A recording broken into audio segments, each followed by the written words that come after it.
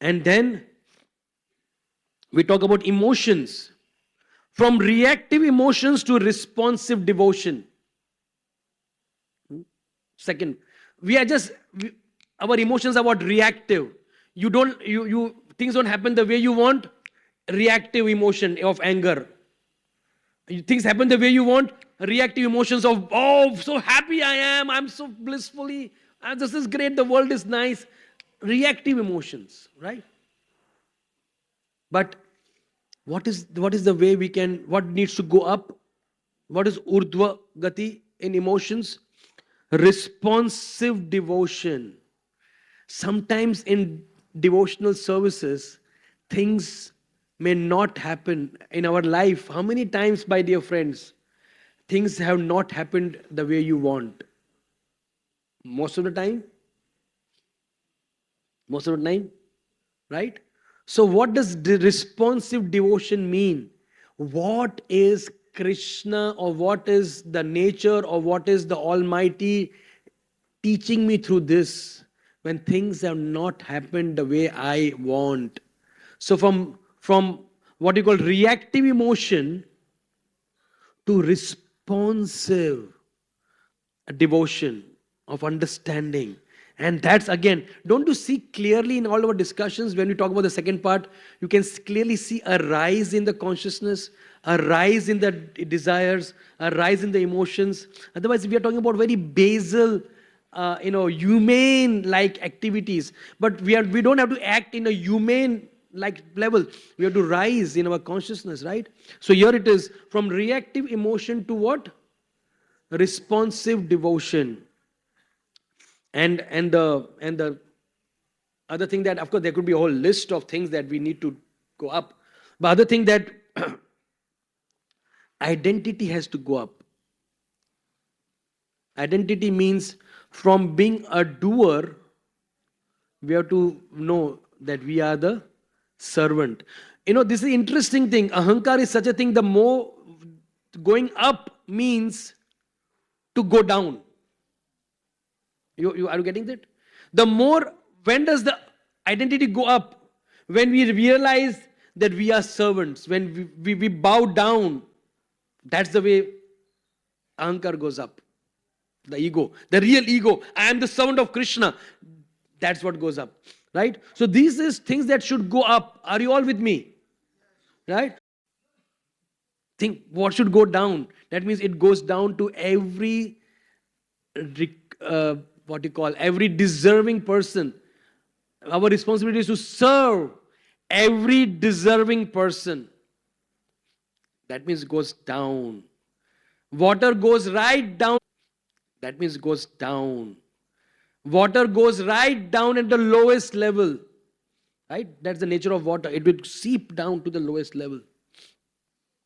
So what should go down? Responsibility. We have a responsibility to everyone. It's not that I'm responsible to this person. The lowest strata of society, we have a responsibility to that people. So going down in that. Number two, what will go down is compassion. It goes down. Prabhupada's compassion went down to the most ordinary people on the streets of New York. It was not restricted to only the people who were elite people. It went down to every. Compassion is to go down. Resources in the form of time, wealth, and skills goes down. So please understand, we have to figure out what goes up, what goes down. And going down doesn't mean it is bad, but going down is a positive utilization of whatever we have. Right? So what is this? Let us understand that what are we trying to discuss today is a step-by-step transformation. What we are trying to do is transform ourselves from ordinary people to extraordinary devotees. From ordinary persons to extraordinary devotees. And that step-by-step process, what I have tried to do, thus covering all the things that goes up and down into 4 steps. And that is what we are going to discuss as the last part of our talk today. These 4 steps, try to make it easy to remember. And we will discuss it. Number 1, restraint. Number 2, redirection. Number 3, refinement. And number 4, realization. What we discuss is things should go up and things should go down. But the question is how to do that. बोल तो दिया अभी हमको ऊपर नीचे जाना है. We have already discussed. But how does one do that? What is the way to achieve that? And these are the 4 steps, and we'll discuss it. These 4 steps on how one gets. First thing is the first step is restraint. So if you see, my dear friends, that what we are trying to do is, we are not trying to suppress anything. We are trying to just progressively spiritualize things. We are not suppressing things. We are not saying no to something. We are spiritualizing it. As we said, Prabhupada said, we have to Krishnaize whatever we are doing. The first thing is restraint. How do we really raise above? How to go up? First step is restraint. What does restraint mean? To not act immediately. To not act immediately. Restraint means the first victory over impulse. Impulse, you get a stimulus. You get a stimulus, and the immediate nature is to react, right? Well, what happens in the train? Somebody stamps on your feet. What happens in the next second? All sorts of obnoxious words come from the mouth. Immediate reaction, right? And what does it lead to? Everybody else enjoying the tamasha. Oh, they love it. People love when people start fighting. But what is happening? It just deteriorates the whole situation. Why? Because there is a stimulus, and in no time there is a reaction to it, right? Well, the first thing is restraint. The first victory over impulse is restraint. One pauses instead of reacting. That's why I said, our elders would always say, if you are angry, and I heard some videos also. I was just hearing some video on how we can really protect our liver. And they were saying that anger is worse for the liver. I mean, I'm not going to get into that. And the person said, and it was he said, if you are angry, drink a glass of water. Now, what does water do? It is not that water does some magic inside. But you know what it does? It just gives you time to think. While you're drinking, there is a space. You are not reacting immediately. You drink water, and then usually after drinking water, you cool down. Now, it's not the water is cooling you down. Honestly, it's not the water that is cooling you down. It is just that space, and what we call this space between the stimulus and the reaction, that space, we call it the sacred space. We don't give time to create that sacred space in our lives. We react. And if I see 9 out of 10 times when I've reacted and something worse has happened out of the reaction, is because I didn't give time before. I didn't think. There was no restraint. You understand? Restraint means to hold yourself back. The immediate nature is to give in. To excuse me.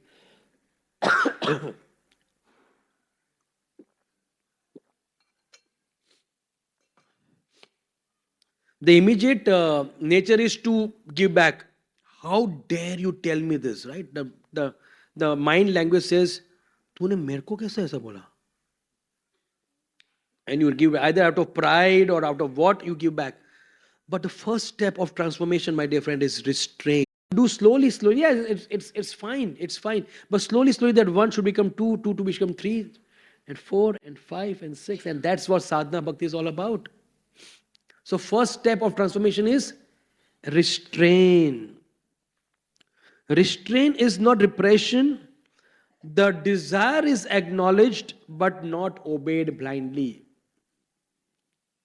This is very important. Restraint means it is not repression. The desire is acknowledged, but it is not obeyed blindly. The moment you get an impulse, You react. So we understand that मेरे को गुस्सा आ रहा है. You are acknowledging, or I'm becoming very lusty, or I'm becoming very greedy, or I'm becoming any of these negative emotions coming. You recognize that, but you are not obeying it blindly. You get the clear understanding of restraint, right? You understand. So first is restraint. Then what happens? From restraint comes redirection. Energy is engaged or re-engaged. The same energy that we sought for sense gratification is used to offer in Krishna's service. So first restraint, and then is redirection to really, so for example, the speech of those words will become, kirtan or encouragement, right? So the same thing, like ambition. You have ambition. And how can we Krishnaize ambition? Anybody? How to Krishnaize ambition? Anyone? You're an ambitious person. How do you Krishnaize it? You take responsibility for serving people. You want to do more and more service to people. That's the way of Krishnizing your ambition. Similarly, attachment. You become attached to serving devotees. You are so damn attached to serving devotees. That is what. So redirection is what is the next step. And that is why we don't kill the desire, as I said again. We consecrate it. We just Krishnaize it. We make it very holy. We become very, very, very divine. We connect it to divinity. And that's redirection. And then comes very interesting post part.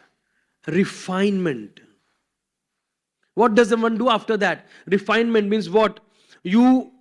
Whatever work we want to do, many times we are, most of the times, guided by passion. You refine it and be in the sattva guna. I know one of my friends sitting here. He's for decades, into IT industry. IT industry is passionate industry. But now he has diverted himself to farming. Right? Shamari Prabhu is my friend from UK. He's a successful IT specialist. But he spends all his weekends farming and taking care of the cows. So what does he do? From passion of industrial work in the IT industry, you refine it. You have the same passion. Passion doesn't go. But you refine that passion and make it sattva. The intensity is still there. But it is refined to a sattvic activity. Right? You get an idea? Right? So that is what happens by a devotee. That first he restrains, then he redirects, and then he refines. So when he's more purified with sattva guna, there is less agitation, more sensitivity to pleasing Krishna, and we are aligned to the Vedic way of living. And Vedic way of living doesn't necessarily mean just living with the cows and doing farming. Vedic way of living means, wherever we are, we might be living in a bustling city, but Vedic way of living means we will get up in the morning and chant our rounds. We will get up in the morning and immerse our consciousness in the Srimad Bhagavatam. We'll get up in the morning and associate with the Lord's devotees in doing some sort of arti, some sort of a devotional deity worship. So same activity we are doing, but refining it. Right? And that's the transformation. And the wonderful thing happens. Now if you see this, Adau Shraddha Tata Sadhu Sangota Bhajan Girata Anant Nirvati Shas Ruchis Tataha. Rupa Goswami has given this 9 steps. If you see this refinement, then what? After refinement comes, first is restraint, then and refinement and realization. So realization is, so if you see, if I was trying to find a connection, So this bhajan kriya, anartha nivriti and ruchi is very well connected. By the more bhajan kriya you do, what happens? Anartha nivritti happens. Anartha nivritti happens, then what happens? Adau shraddha tata sadhu sango jab bhajan kriya anartha nivritti saj ruchi statah. Then slowly you get at the taste in Krishna consciousness, and that is what we're talking about. The first 3 steps is all about bhajan kriya, anartha nivritti. Bhajan kriya, anartha nivritti. And the wonderful thing as the gift that Krishna gives us is because of the hard work. It is hard work to restrain. It is hard work to realign. It is hard work of these things that we're doing.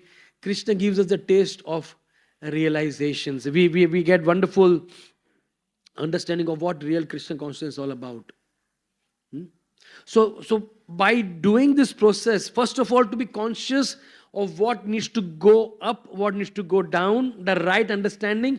But that's exactly what the Shastras explain. The first verse itself says, the Kumaras were glorious because Urdhva Retasa. Their consciousness was always going upwards. And being students of Bhagavatam is we need to be Urdhva Retasa. We need to know what goes up, what goes down, and that's what we discussed. But that going up and down will not be possible till we try to follow the process. And that's why we discussed these 4 steps. And to really confirm this whole discussion that we had, there was a beautiful pastime that happened on Lord Chaitanya Mahaprabhu. We had Lord Chaitanya Mahaprabhu who was doing the famous kirtans at the Shiva Sangan, the most famous of all kirtans that ever happened. And Chaitanya Mahaprabhu was or rather Nimai Pandit at that time was very, very clear on who should be attending those kirtans.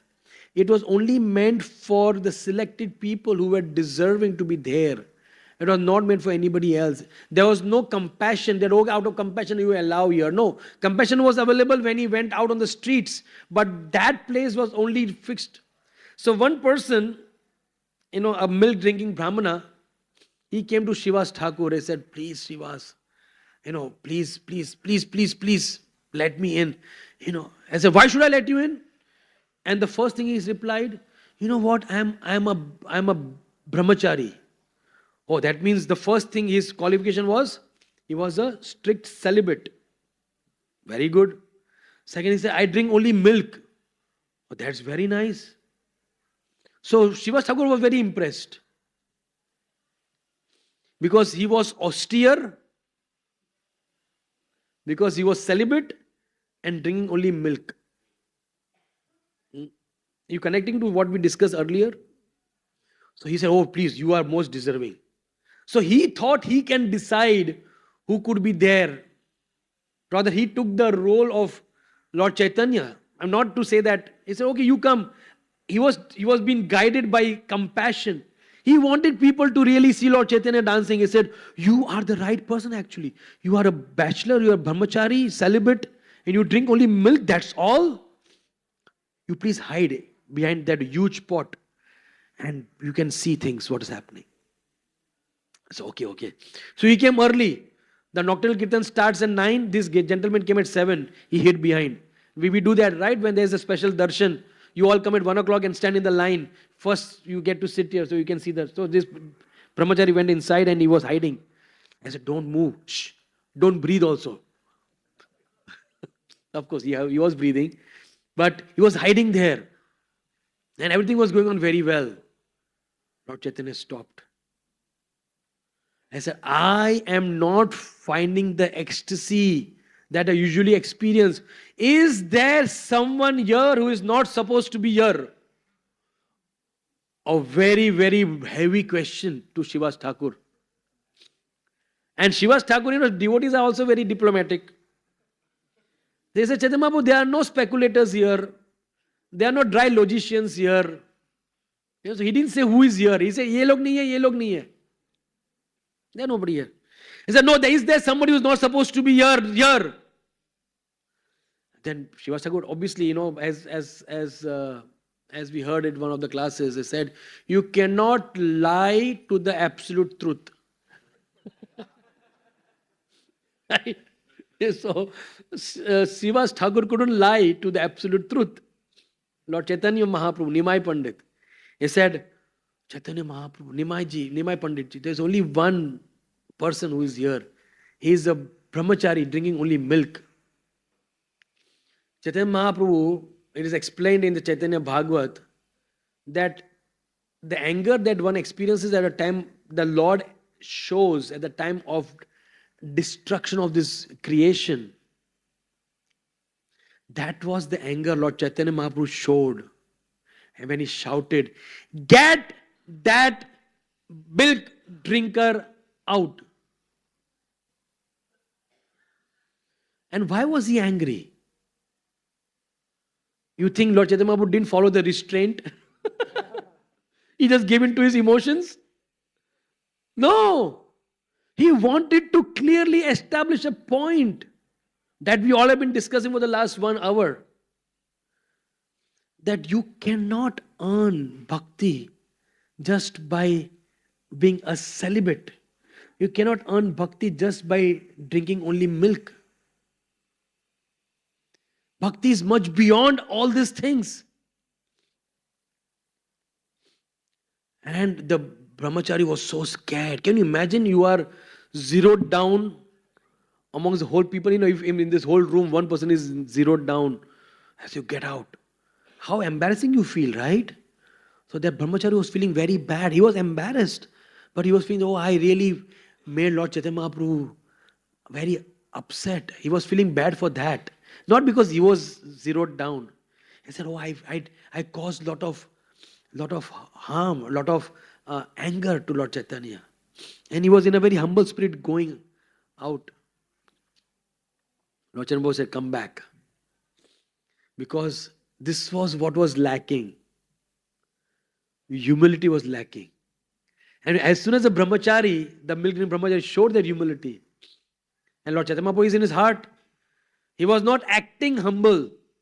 Many times when something happens to us like this, we feel we are being targeted, right? Many times we said, oh, I am being targeted, abhi dikhata hu main.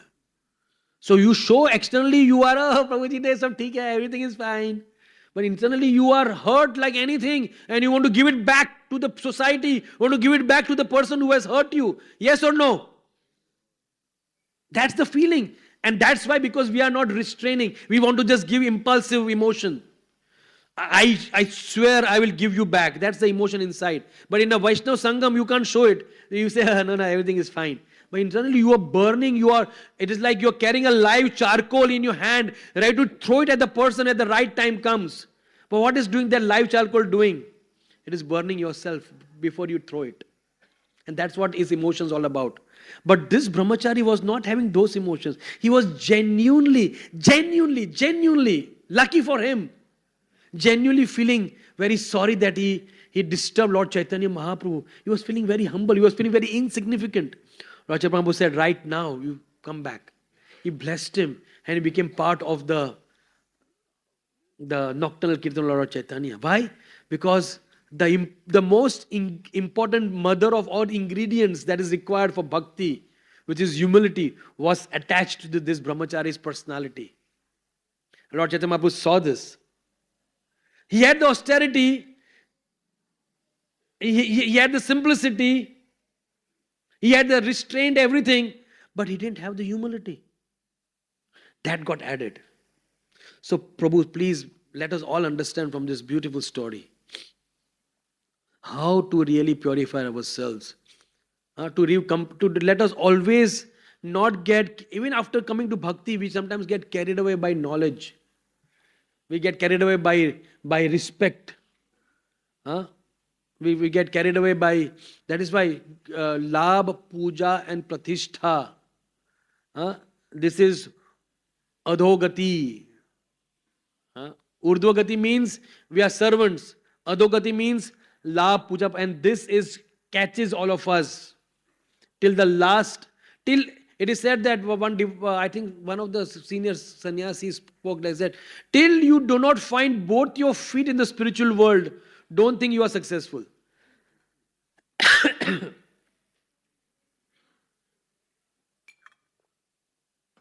Because even if one feet is in the spiritual world, Maya will pull the last feet and pull you back. कहाँ जाता है तू आजा आजा. Huh? Both feet you are landed. Thank God I'm here now. Then you can be relaxed.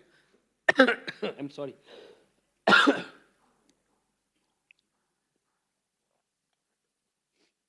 That's why we all need to be really attentive about this dangers of labh, puja, pratishtha, the subtle sense gratification or the subtle way of enjoyment which comes to a devotee. Usually they will give up all the gross ones. Many of us may give up the gross ones, but the subtle ones is really a problem. And we may be suffering, we may be currently suffering because of that. And that's what we need to really work upon. Krishna will bless us with realizations only when we are 100% purely Krishna conscious and not wanting anything else. Only when we make the order of our spiritual master as our life and soul. Arna koriyo mane asha. Only when the situation comes where there is no other desire, seven, except to serve the order of the spiritual master, the way Srila Prabhupada taught it by his own example, that he had no other desire, nothing. And that is what we all are trying to aspire for. And please, my dear friends, one of the important qualities in this, as part of the year ending, one quality that we all want to really imbibe is gratitude, right? We all want to be grateful for what has happened in this year, right?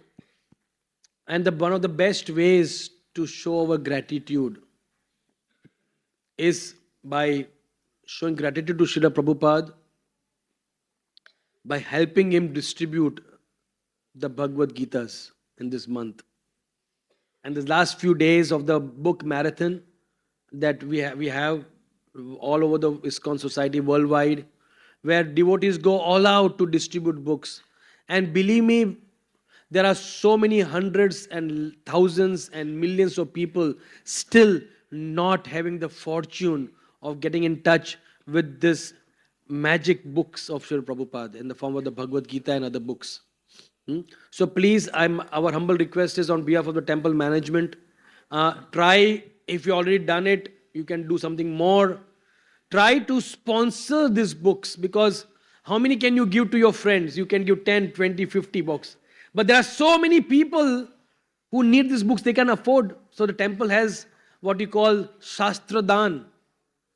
And for all of us, it's very easy to spend 2,000 rupees in the restaurant when we go.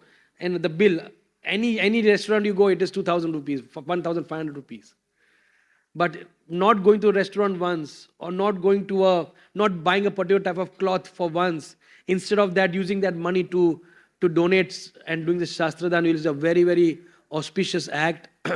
So please, if you feel inspired, if you feel grateful for all the wonderful knowledge that we have received, whatever we spoke was from these beautiful books of Srila Prabhupada. If you feel inspired, please. And I said, as we said, we may have done it, but there's no harm doing something more. So please go and see. I'm sure there's a counter down there. Sponsor some books, and unknowingly, you will be doing something phenomenally wonderful for people who will get those books, and their lives will be transformed. So this is a wonderful way to show gratitude. And I again thank you all very, very much. And I wish and pray that you have a wonderful year ahead.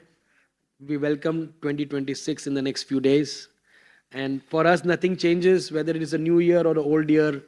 We still all get up in the morning, we chant our rounds, we hear Srila Prabhupada's lectures, we hear our spiritual master's lectures, we come to temple, and we keep on serving Radha Gopinath.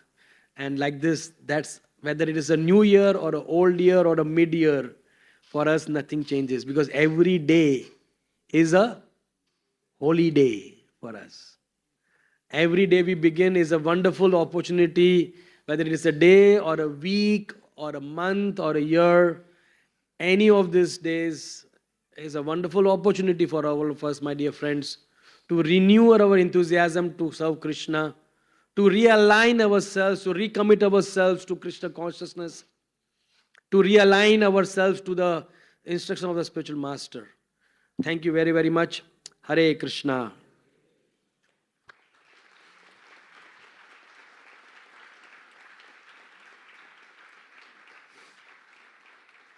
Thank you. We should end, right? What time we end? 11? Any questions? One question we can take. Anyway, thank you very much. Srila Prabhupada ki, Grantaraj Srimad Bhagavatam ki, Nitai Gaur Premanandi. Hari Hari.